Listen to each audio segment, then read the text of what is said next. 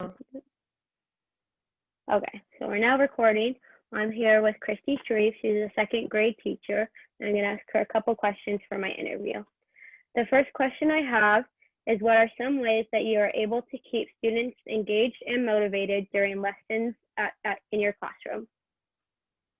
Ooh, there's a few ways. I definitely think like partner work and small group work, when they can collaborate with each other, especially when they have hands-on activities where they can explore and go deeper into the lesson.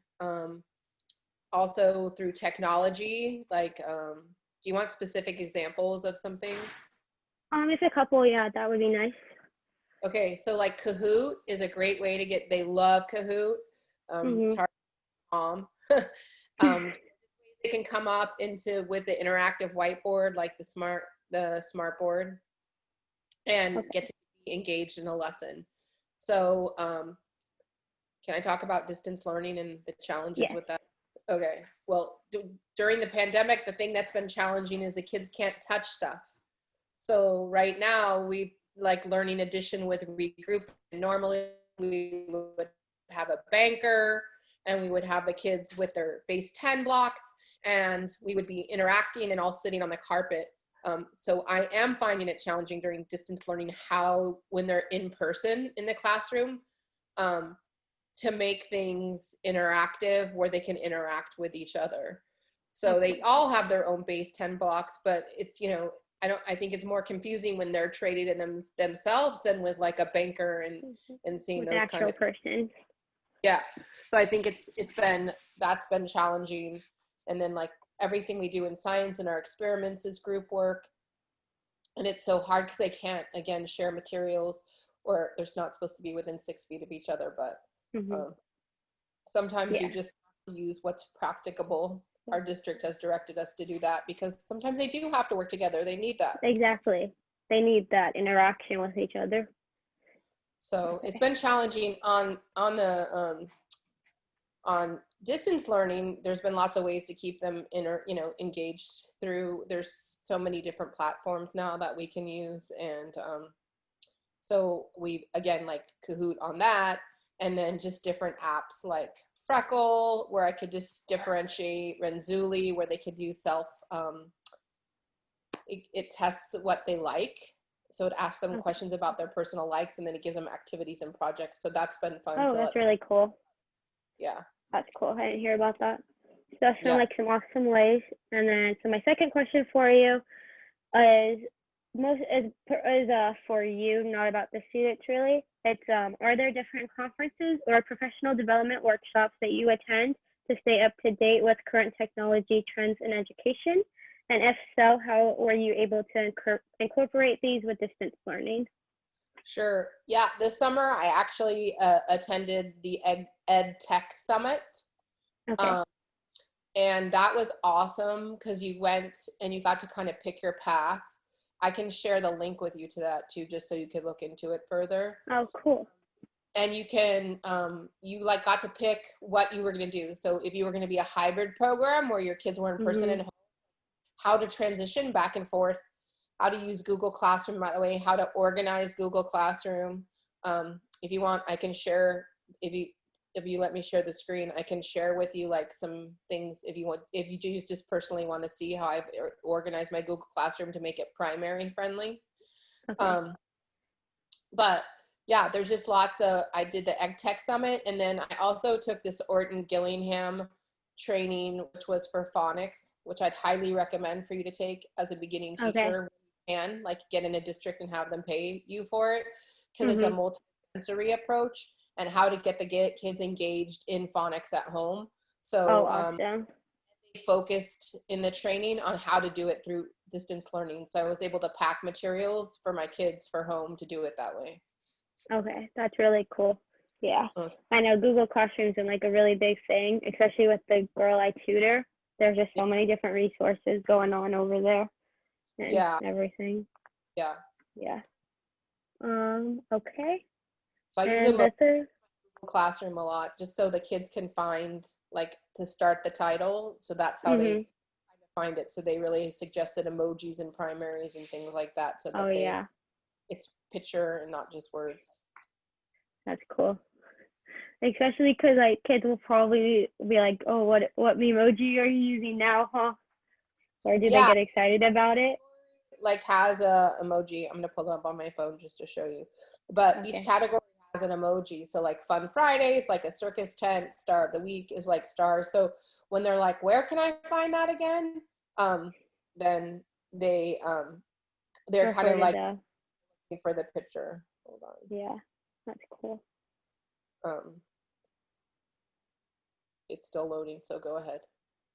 Okay. My Oh, third question. Oh. so like first, Flipgrid Oh is a yeah. great too. Flipgrid Uh-huh. is a way to keep the kids engaged. So when it's someone's birthday, like before we would make them a book or something like that, we can't do that. So these are Mhm. Flipgrids where they click the link and they make little videos. Oh, that's So so cool. here's Fun Friday. Also like using Google Slides and creating Mhm. interactive Bitmoji classrooms. I know some people think they're crazy, but Yeah. they've like see all these activities. Last Oh Friday, the kids yeah. Oh my God, that's so cute. can click on. So normally in the classroom, you have Fun Friday on Fridays where they go around and do different things, but they can't. So this is Mhm. another way. Sorry, I know That's I cool. to other questions, but Oh no, it's okay. That was fun to see. Okay, so my third question is, how are you able to provide instructions that meet standards while making students excited to learn? Is there a happy medium? So like this question is kind of directed because I know a lot of students, at least at my grade level, I don't know if this happens too much in elementary school, are kind of like bored with all the standards or don't think that they like need this in the future, you know, like with math classes or calculus or right. physics or everything. So if that happens like at your grade level, or if a kid ever is like, well, Miss Shreve, why do we need this? Like how would you approach that situation? So today I was trying to teach some comprehension and like finding a Mhm. story. So I think you kind of have to make it like a game. So we were reading a Okay. little fable and then answering Mhm. questions. And I could see the kids were getting squirrely and restless. So I think Mhm. sometimes purpose, I'm like, good readers are like detectives and we have to investigate and we have to find the answers and find our evidence. We can't just guess. So Yeah. sometimes you can get them out like magnifying glass so they feel like they're actually like going on a hunt, or when you're asking them to like zoom in on something closely, you can get them those fun little plastic glass. Mhm. I think if they know that they're doing it for a reason, like another area that they could get bored is phonics, but Okay. and learning the kinds of syllables, and those are things that I have to teach, which can be dry, but Uh-huh. you tell them what the purpose is. Like, yeah, these words are easy, but you know what? I've had fourth and fifth graders get, and then they don't know how to break up the words, but you're going to be able to do it because you know these. Yeah. Okay. Yeah. And the purpose and kind of making it a game-ish, like, all Yeah. right, the tough one, who can find Uh-huh. these syllables and name it. Yeah, I like the idea with the magnifying glass. That's really cute. Yeah, or the Uh, plastic glasses where they're like yeah. reading closely. Yeah, Uh-huh. That yeah, sounds fun. yeah. And then my fourth question is about students with IEPs. So Okay. when it I comes love. to students with IEPs, how do you make sure they're receiving an appropriate education in their classroom to meet their certain standards? I feel like I've learned the most from my students with IEPs because I feel Okay. like teaching strategies that you make for them are really good for all students. Okay. So, for example, this year, tomorrow, we're going to do a writing assessment, and one of my students is on an IEP. If I don't scaffold that assignment for him, like have him talk out the story first to me and tell the story across his fingers, he will do a horrible job because Okay. it's just overwhelming. So I have to break it into chunks for him. So I Mhm. feel like, but that works well for a lot of kids, like in Mhm. having Definitely. a text list. So I think, state the question one more time, sir. How do you make sure that they're receiving the appropriate education to meet their IEP standards? Right. So I mean, I really, our RSP person divides us with a IEP quick, like, uh, cheat sheet, which is Okay. what their goals are and what their accommodations are. So you don't have to read through the whole like 20-page IEP. Yeah. A blue sheet so I could look, okay, these are their accommodations, like they're in front of the room, blah, blah, blah. Mhm. You know, you have to get to know the student too. And Definitely. a lot of go back to former teachers, last year's teacher, what worked for this child, what didn't work for that child, because I really want to make sure I'm meeting them where they are and then taking them where they need to be. Okay, awesome. So you say just like communication amongst their previous teachers along with the RSP teacher help. And yeah, and then also just, I mean, my experience of what's, I think back to other students, like things that I've tried. Okay. My collaboration, like bouncing things off also my colleague team, like if I am struggling to meet their needs, like, hey, do you have any ideas? I think not being afraid to ask and like dig deeper. Definitely. Okay, cool. Those are all the questions that I had. Thank you for doing this interview with me. Let me go ahead and stop the recording.